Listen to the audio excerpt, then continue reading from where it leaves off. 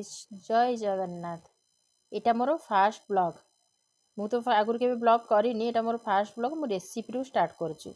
मु रेसिपी बनिया जाउची बटर पनीर।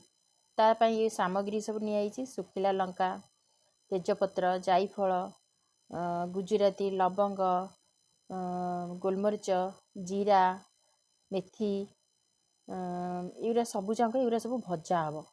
एगुरा सब भजा हबो। मु सब जाक देखंदु गोटी गोटी करी सब पकई दउची।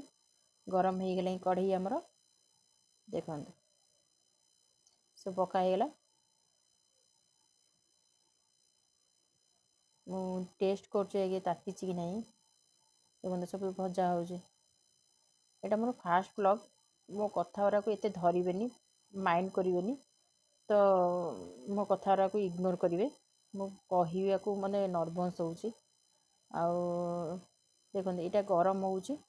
गरम हो सारा पर भजा हो सारा पर आकु ठंडा हो सारा पर ताकू बाटिबे नहीं कि ये सब जब भाजी दूची। देखंदु तो ब्लॉग केबे करिनी, फास्ट टाइम करछि। मो बंधु बांधव समस्त मते कहती जे तू भल रोषेई करछु, तू केबे ब्लॉग करिकी छाडुनु काईकी, हेले मते एगुरा करबा समय काई। तापर देखंदु एटा मु नेकी शिଳରେ बाटले। एक्चुअली सब जिनस शिଳରେ मसला हो जेकोडा जिनस हो शिଳରେ बाटी खाया मजा जो सेटा ग्राइंडर बाटिले जमा से सब मजा लागेनी। देखंदु मु जोरा बाटुची ना पूरा बासी फटौची। देखंदु बाटी देई सारली। मु सब नेचुरल जिनस करिया बहुत भल पाए। देखंदु तेल पकेली, रिफाइन तेल पका हला। तापर ये पनीर गुरा सब नेकी जाउची भाजीबे। पनीर गुरा सब जाको पकेली, भाजिली। तेल गरम हो गला, पनीर इना भजा हबो। भाजिया को छाड़ देली। मते बहुत भल लागे रेसिपी बनिया पई। आउ किंतु मु केबे हेले शेयर कर नथिला, आज फर्स्ट टाइम शेयर करली। मो झियो मते सपोर्ट करिवर मु आज एठा करिली। पनीर हो गला, एबे आको छाणी देली। एबे प्याज टाकू नेकी तो इना कढ़ई रे पकेया पड़ला। प्याज टा इना भाजी हो गला परे तापर टमाटर पके देबी। प्याज टे भाजी गला परे इना टमाटर पकेली।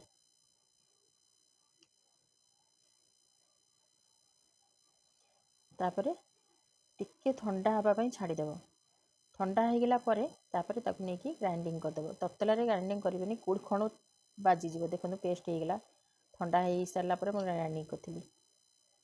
इटा हला बटर टाकू मु निजे घरे बनाए।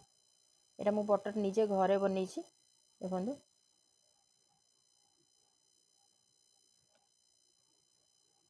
निजे घरे बनैछि मु ई बटरटा। मते किणिकी आनिया जिनस भल लागेनी। देखंदु 2 चम्मच लूण स्वाद अनुसार, आपण को क्वांटिटी नेकी स्वाद अनुसार लूण पकेबे।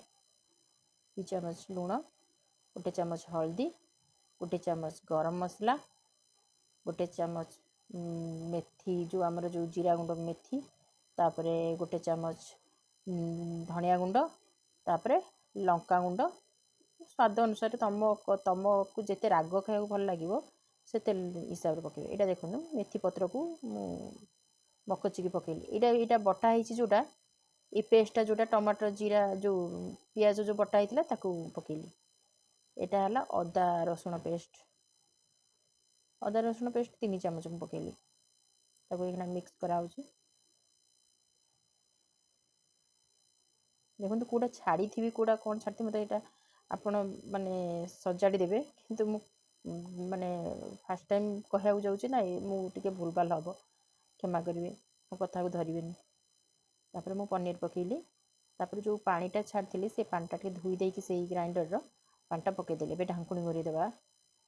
ढांकुणी घोरी देली। 15 मिनिट छाड़ला परे आसी ढांकुणी खोली देखिले ऑलमोस्ट हेई सारछि। आहु जहा इंक्लूडिंग जिनस अछि जोटा हमें शिଳରେ बाटी थिले जो जिनस गुरा सब सीटा एगुरा सब हिना पके देबा। तापरे टिके पट सपट करदबा।